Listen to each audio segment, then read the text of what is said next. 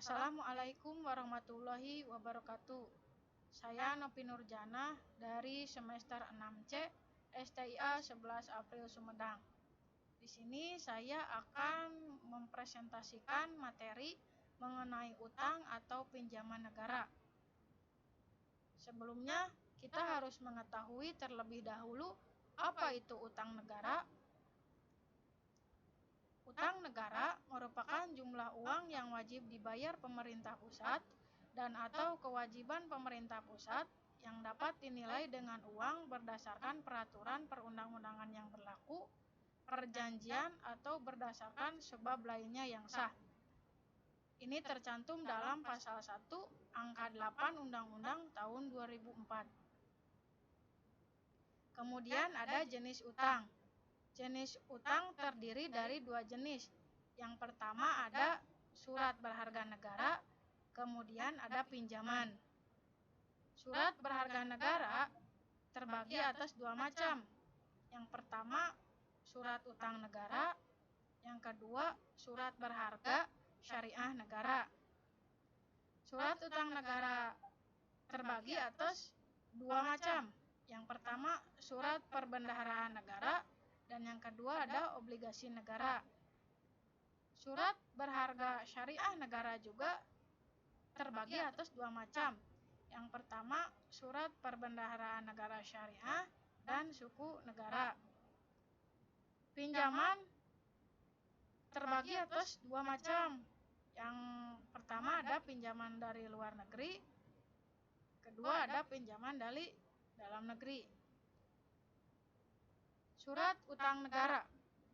Surat utang negara, surat berharga yang berupa surat pengakuan utang yang dijamin pembayaran bunga dan pokoknya oleh negara Republik Indonesia sesuai masa berlakunya.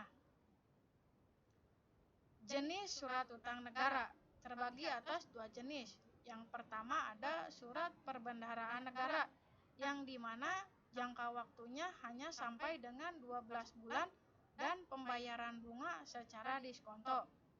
Kemudian jenis yang kedua ada obligasi negara. Obligasi negara terdiri dari dua macam.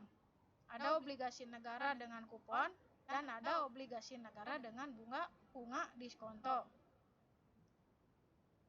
Kemudian surat berharga syariah negara.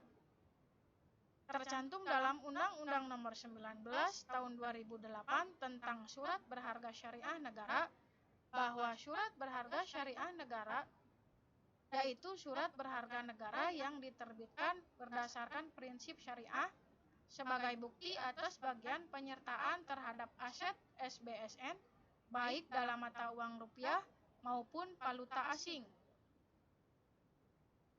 Kemudian ada jenis utang yang kedua, yaitu ada pinjaman. Pinjaman adalah pembiayaan melalui utang yang diperoleh pemerintah dari pemberi pinjaman dalam negeri ataupun luar negeri yang diikat oleh suatu perjanjian pinjaman dan tidak berbentuk surat berharga negara yang harus dibayar kembali dengan persyaratan tertentu. Pinjaman dalam negeri.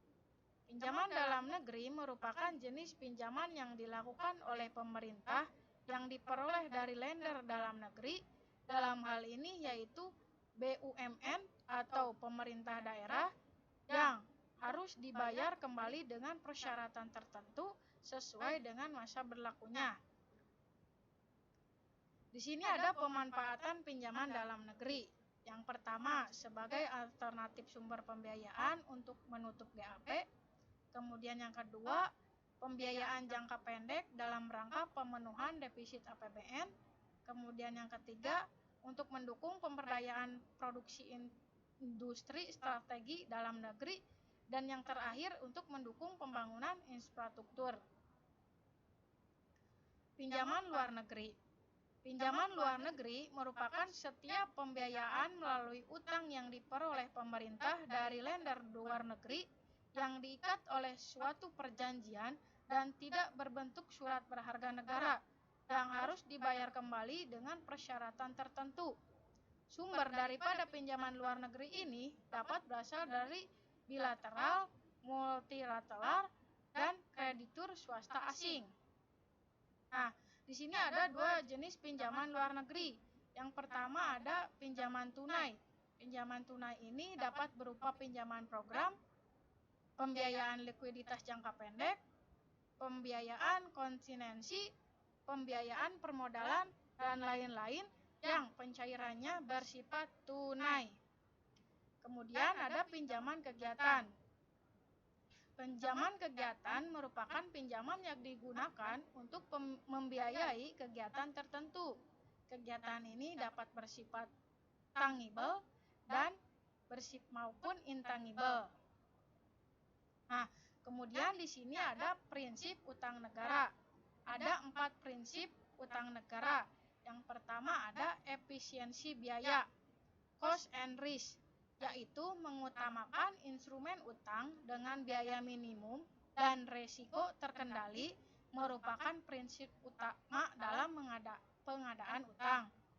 Kemudian prinsip utang negara yang kedua yaitu keseimbangan utang DN dan LN.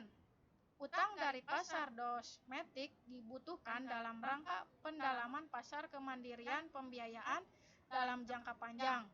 Pasar domestik yang dalam akan berperan dalam menurunkan tingkat bunga dan meningkatkan likuiditas sehingga mengurangi risiko akibat sudden reversal. Utang di pasar internasional tetap diperlukan untuk mendukung neraca pembayaran dan refinance, jatuh tempo utang falas.